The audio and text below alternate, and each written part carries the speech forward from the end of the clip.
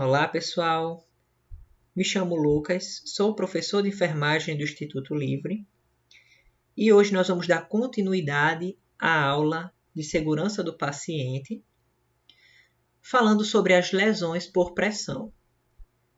Juntamente, nós vamos falar de como evitar essas lesões por pressão, certo? Essa intercorrência que acontece devido à nossa falta de cuidado para com o paciente, tá? Porque as lesões por pressões também são medidas que acontecem quando a segurança da integridade física do paciente não é cumprida. A avaliação de lesão por pressão na admissão de todos os pacientes tem que ser realizada. Reavaliação diária de risco de desenvolvimento de lesão por pressão de todos os pacientes internados. Isso também é feito, pessoal. Nós não esperamos abrir uma lesão para depois começar a tratar. Nós avaliamos diariamente se ele tem riscos para desenvolver isso, para nós podermos evitar e o paciente ter o seu processo de internamento concluído sem nenhuma lesão. Inspeção diária da pele. O enfermeiro ele faz isso quando ele vai evoluir o paciente e vocês que dão o banho, vocês movimentam o paciente, mudam ele de decúbito, vocês também participam disso. Quando vocês observarem alguma alteração, vocês comunicam ao enfermeiro para que juntos possamos organizar um plano de cuidados para evitar que o estado da pele dele, que está alterado, se agrave. Manejo da umidade, manutenção do paciente seco e com a pele hidratada. Não é porque o paciente está seco, pessoal, que ele está desidratado. O excesso de umidade, ele desgasta a pele, certo? E a pele ressecada demais também tem facilidade de ser desgastada. Então, nós temos que manejar, ou seja, equilibrar essa umidade. Otimização da nutrição e da hidratação. Nutrição é essencial para manter a integridade física da pele nos conformes e a hidratação também. Estratégia de monitoramento e indicadores. Nós fazemos uso de escalas para avaliar o risco de desenvolvimento de lesões por pressões. Nós vamos ver essas escalas na aula de hoje. Mudança de decúbito é o grande aliado para evitar as lesões por pressão. Uso de colchão adequado, que nós vimos que existem vários tipos de colchão, né? Colchões em caixa de ovo, colchões de ar, que façam com que o peso do paciente não seja tão grande em determinadas áreas. Realização de massagem, estimulando a circulação, né? A circulação sanguínea, que nós vimos que a lesão por pressão ela também é um fator decorrente de alterações cardiovasculares. E aliviar os pontos de pressões com colchins, que são pequenas almofadas, de preferência circulares, que aliviem a pressão do peso em determinadas áreas do paciente.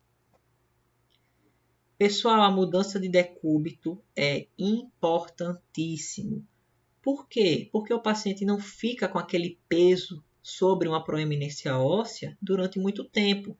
Aliviando a pressão, nós estamos evitando que aquela área fique com menos circulação por muito tempo. Então, aqui é um exemplo. 12, 2, 4, 6, 8, 10, certo? Ou seja, a cada 2 horas, mudar o paciente. Decúbito dorsal, paciente deitado de barriga para cima. Decúbito lateral esquerdo, paciente deitado de lado para o lado esquerdo. Volta para o decúbito dorsal. Depois o paciente, 2 horas depois, muda para o decúbito lateral direito, né? Aqui foi o lateral esquerdo, aqui o lateral direito. Depois ele fica decúbito dorsal novamente. Entendeu? A cada 2 horas mudar o paciente de decúbito vai ajudar em muito na circulação de todas as áreas onde tem proeminência óssea e o peso influencia nessas áreas. Essa é uma das formas da lesão por pressão ser evitada. Mas vamos aqui falar o que é propriamente dito A lesão por pressão é um dano localizado em tecidos moles, geralmente sobre proeminências ósseas ou relacionada ao uso de dispositivos médicos. Vou dar um exemplo aqui. Uma sonda. Nós temos uma sonda vesical, certo? Uma sonda que vai lá na uretra do paciente para esvaziar a bexiga. Imagine que essa sonda ela fique dobrada, ela fique puxada para o lado direito muito tempo. Por muito tempo. Sempre que deu banho, ajeitou, sonda puxada para o lado direito. Acontece que onde essa sonda está pressionando, vai diminuir a circulação, aquele tecido vai ficar sem oxigênio e nutrientes durante algum tempo e ele vai morrer, gerando uma lesão por dispositivo médico, certo? Isso vale para qualquer dispositivo que exerça algum tipo de pressão em alguma área do corpo. A pressão prolongada, o cisalhamento, que seria a fricção da pele. A pele, como se você encostasse e puxasse ela, certo? Ela ficasse apertada. Mais a umidade, mais a condição do paciente, condição nutricional e de saúde, você vai ter a lesão por pressão aberta. O paciente obeso ou caquético, diabético, restrito ao leito, com edema e desnutrição. São as condições do paciente que podem afetar. Paciente com sobrepeso ou sem gordura nenhuma, ou seja, sem nenhuma proteção fora dos ossos. Diabético que dificulta a circulação, paciente não se locomove, restrito ao leito. Edema é um inchaço. Nós temos um inchaço, nós vimos que é uma alteração cardiovascular e geniturinária, que o paciente ele tem um inchaço de alguma região do corpo ou no corpo inteiro. O edema generalizado, que é do corpo inteiro, é chamado de anasarca. Ou seja, você vai ter uma pele muito úmida. E desnutrição. Você não tem nutrientes adequados para manter a energia do tecido e ele acaba morrendo. Aqui nós vamos ter as camadas da pele, certo? Gordura, músculo e osso. Essa é a sequência que a superfície do corpo é distribuída. Nós temos os graus de lesões por pressão.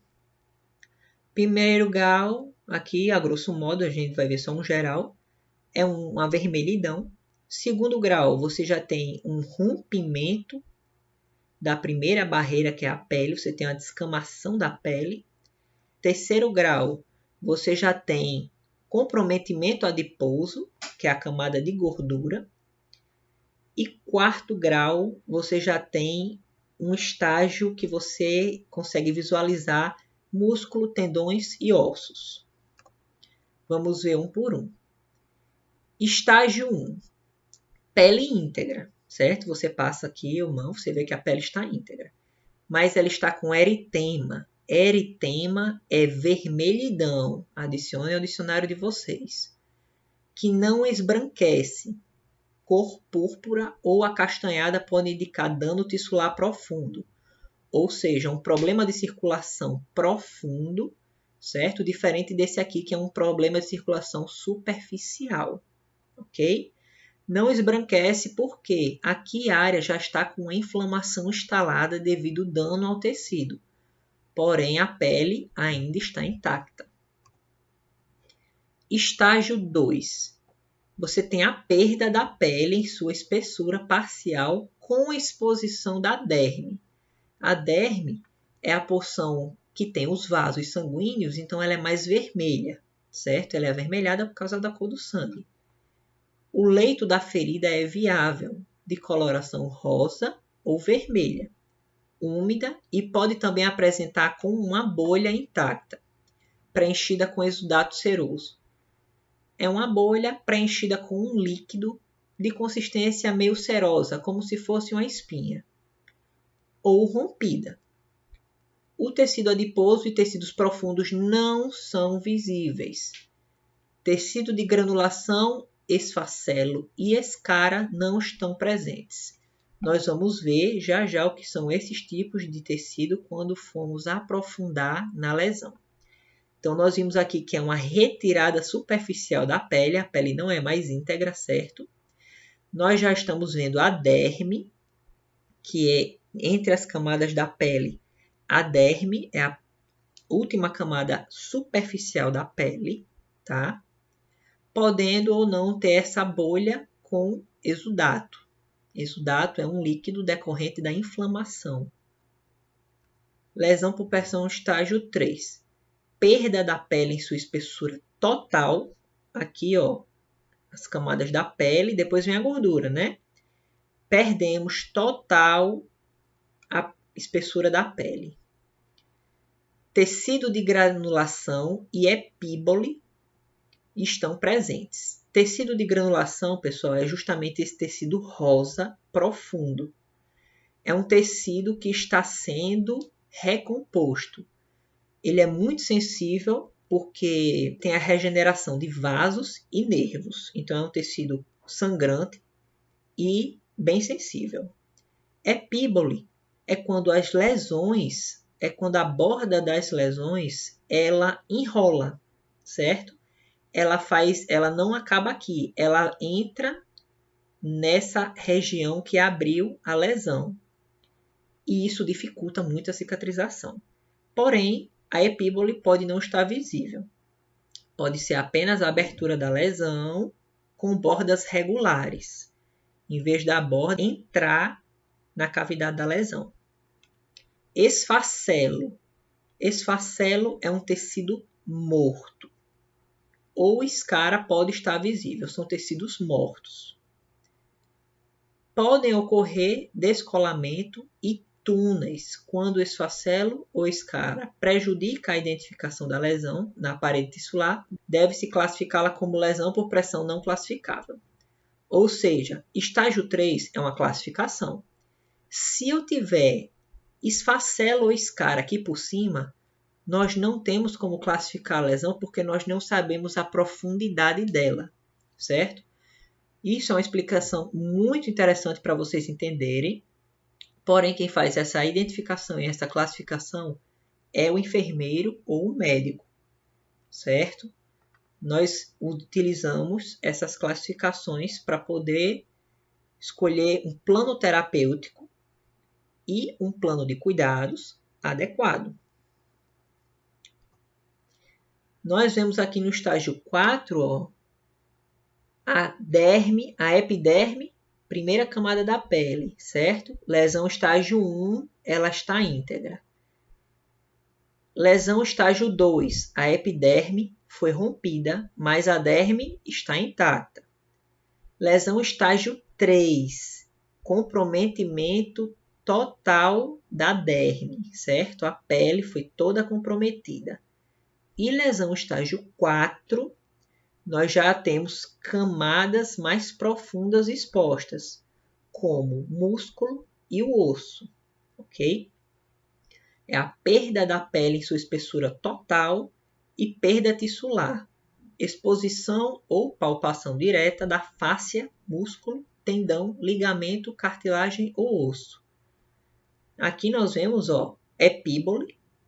Tá vendo que a borda, ela não para aqui, ela é como se enrolasse. Ela enrolasse, ó, e fizesse esse movimento para dentro da cavidade da lesão. E aqui nós temos o orifício de onde a lesão está exposta, né?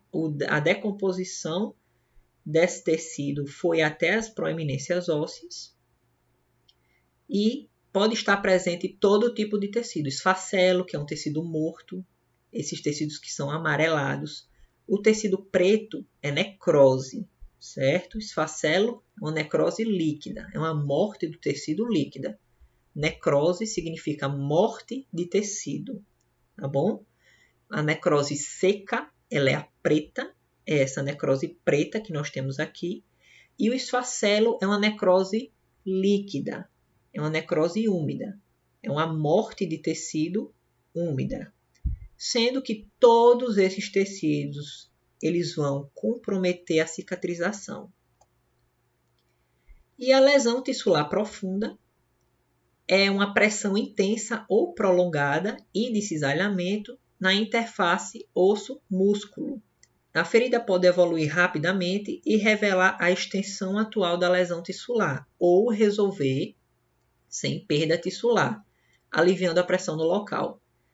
Gente, lesão tissular profunda é uma púrpura, é uma cor arroxeada, de que tem problemas circulatórios aqui, certo? Devido à pressão que o osso está fazendo nas estruturas moles, e que tem morte sim de tecido. Mas se você aliviar a pressão, essa lesão não vai abrir. Ela vai se recuperando de dentro para fora, tá bom? Escala de Braden é uma ferramenta que nós utilizamos para medir o risco de um paciente ter uma lesão por pressão aberta. Os fatores a serem avaliados são esses daqui. Percepção sensorial, se ele é totalmente limitado, se ele é muito limitado, levemente limitado ou não tem nenhuma limitação. Ou seja, se ele é uma pessoa orientada e tem noção do que está acontecendo, do seu processo de tratamento e tudo mais. Umidade de excessiva a rara, se a pele dele é muito úmida ou não. Atividade, se ele é acamado ou se ele deambula frequentemente. Mobilidade, se ele é imóvel ou ele não tem nenhuma limitação. Nutrição, se ele está com deficiência nutricional ou se a nutrição está excelente. Isso aí, pessoal, existe um nível de 1 a 4 de cada componente, certo? Eu estou falando do mínimo ao máximo. E fricção e cisalhamento, se ele tem problema potencial ou sem problema aparente, certo? Fricção e cisalhamento é um paciente acamado que o peso dele faz com que a pele se estique e isso cause o cisalhamento. E fricção é o aquecimento do lugar devido o paciente estar passando muito tempo a pele naquele local como se fosse esfregando, entendeu? Esfregando a pele muito tempo. É a fricção. E isso vai desgastando. Ao contrário da escala de Morse, quanto maior a numeração, significa menos problemas para ele. Ele tem risco brando. O risco dele desenvolver a lesão é leve. Ele pode ter risco moderado se a pontuação for de 12 a 14.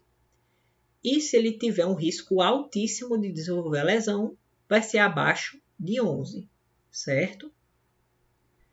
Existe paciente que tem a pontuação 6.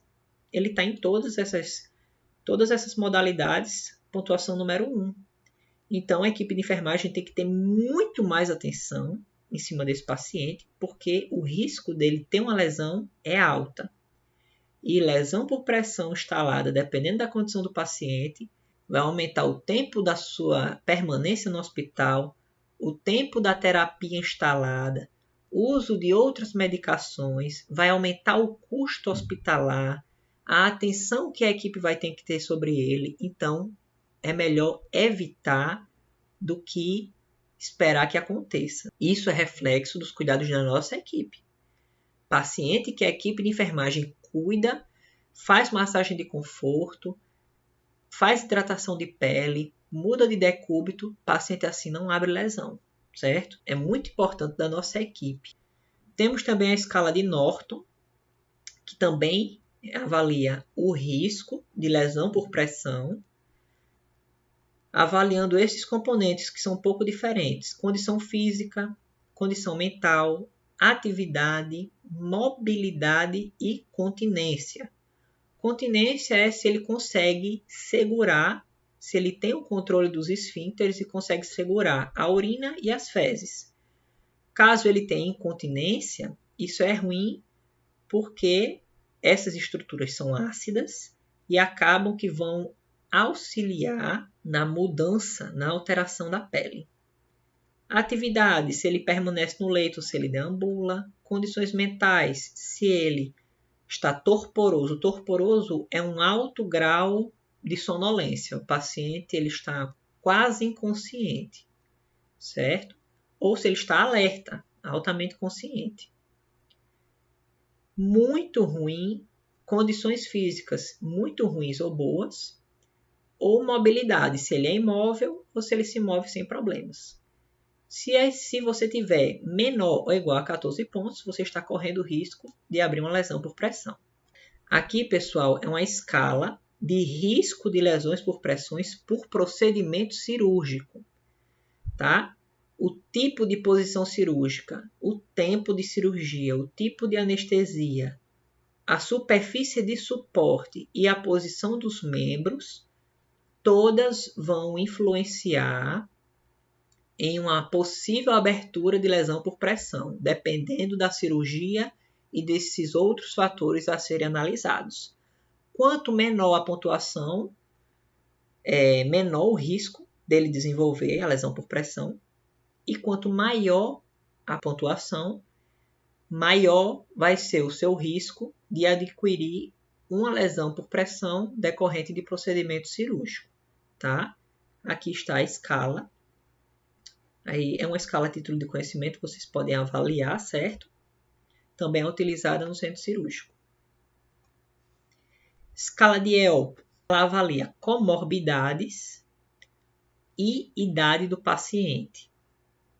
Úlcera por pressão ou neuropatia previamente diagnosticada ou trombose venosa profunda, obesidade ou desnutrição, diabetes mellitus, doença cardiovascular ou nenhuma comorbidade, e de acordo com a idade, maior que 80 anos, de 70 a 79, entre 60 a 69, 40 a 59 e 18 a 39 anos. Quanto menor comorbidades seriam, o paciente ele tem uma doença. Mas além dessa doença, ele é o quê? Ele é obeso? Ele é desnutrido? Ele é hipertenso? Ele é diabético? Certo? Se ele tem fatores associados a seu corpo que possam piorar o seu estado de saúde. E a idade do paciente, quanto mais jovem e quanto menos comorbidades, menor vai ser o risco de desenvolvimento de lesão por pressão, segundo a escala de ELP. Certo, pessoal? Aqui estão as referências que eu utilizei nesta aula e nas aulas anteriores, que foram de medidas de segurança, nutrição e essa de lesão por pressão, certo?